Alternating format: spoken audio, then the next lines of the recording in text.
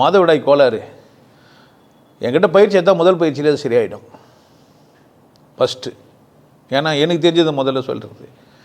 Otherwise நிறைய item இருக்குது. எள், அன்னாச்சி பழம், பப்பாளி, இந்த மாதிரி நிறைய இருக்குது. மன ரீதியாக அவங்கள ஆணாக நினச்சாங்கன்னா கொஞ்சம் கஷ்டம். சில பெண்கள் படம்லாம் பார்த்து, சீரியல்லாம் பார்த்து, நாடகம்லாம் பார்த்து மாறுறாங்க. ஆண்மைத்தனமாக நடந்துக்கணும், இந்த பீரியட் வந்து ஒரு பெரிய வழியாக இருக்குது, இதுன்னு அசிங்கமாக இருக்குதுன்னு நினச்சிட்டா வராது. புரியுதா? உடம்பு அவ்வளோ விசேஷமானது, உடம்பு அவ்வளோ விசேஷமானது. உனக்கு நீ அப்படி சொன்னால் அப்படி ஆகிடும்.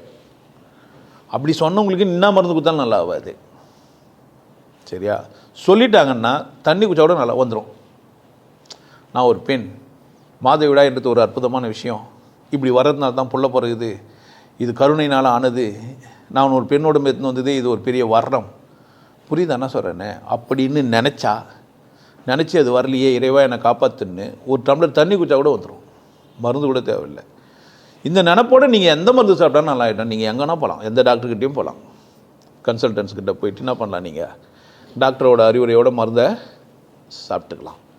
ஆனால் நினைக்கணும் என்னான்ட்டு அது ஒரு நல்ல விஷயம் அப்படின்னு நினைக்கணும். கெட்ட விஷயம் நினச்சிட்டு இருந்தா, இது ஒரு தொல்லையாக இருக்குதுன்னு நினச்சா, இது ஒரு பிரச்சனையாகுதுன்னு நினச்சா, பிள்ளைய பெற்று காப்பாற்றுறது ரொம்ப கஷ்டம். பார்க்குற எல்லா பிள்ளை பெற்றுட்டோன்னா புரியுது என்ன சொல்கிறேன்னு? அப்போ பிரச்சனை மனசில் தான் இருக்குது. மனசு சரியானா எந்த மாத்திரையும் உதவும், மனசு சரியானா எந்த மாத்திரையும் உதவாது. ஆனால் முதல் மருந்து என்னுடைய முதல் பயிற்சி.